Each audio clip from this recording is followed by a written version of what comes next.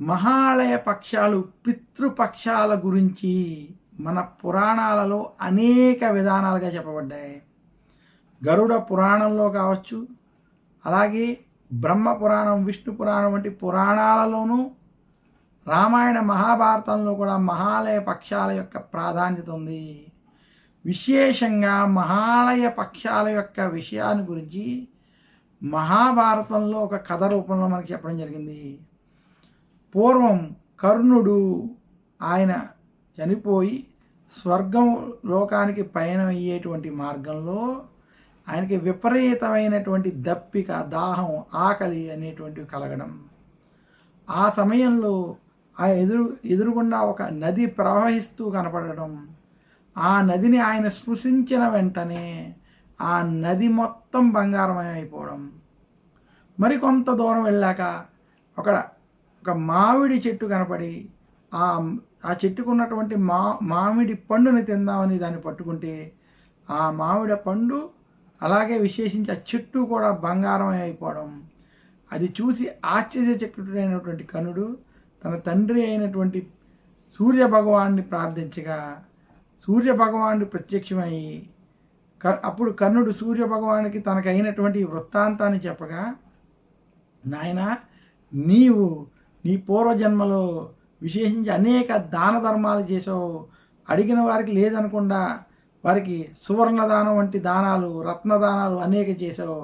కానీ ఏ పితృదేవతలకి శ్రాద్ధ కర్మలు కానీ, పిండ ప్రదానాలు కానీ, తర్పణాలు కానీ, దానాలు కానీ, అన్నదానం వంటి దానాలు కానీ నీవేమీ ఆచరించలేదు.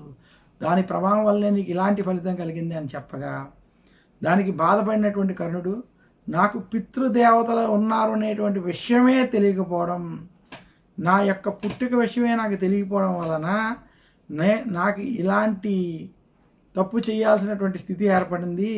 ఇందులో నా దోషము లేదు.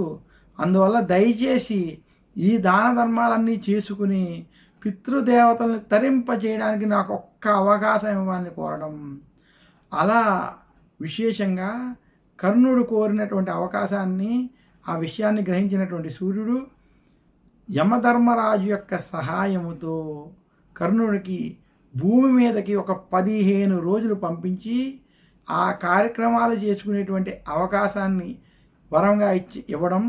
అలా కర్ణుడు భూలోకానికి వచ్చినటువంటి రోజు భాద్రపద మాస కృష్ణపక్ష పాడ్యమి. అలా వచ్చి ఆ 15 రోజులు భూమి మీద పితృదేవతలకు సంబంధించినటువంటి కార్యాలను చేసి, పితృదేవతలకి తర్పణాలు, దానాలు, అలాగే భోజనాలు వంటివి ఏర్పాటు చేసి, పితృదేవతలకు సంబంధించినటువంటి శ్రాద్ధ కర్మలు వంటివి ఆచరించి, ఆ 15వ రోజు అయినటువంటి మహాలయ అమావాస్య రోజు విశేషంగా ఇవన్నీ ఆచరించి తిరిగి స్వర్గానికి వెళ్ళినటువంటి రోజుగా, అందుకనే ఈ 15 రోజులు మహాలయ పక్షాలు పితృపక్షాలుగా చాలా ప్రాధాన్యత చెందాయనేటువంటి చెప్పేటువంటి ఈ పౌరాణిక కథ ఆధారంగా మహాలయ పక్షాలకి, పితృపక్షాలకి అంతటి ప్రాధాన్యత, అంతటి విశిష్టత వచ్చింది.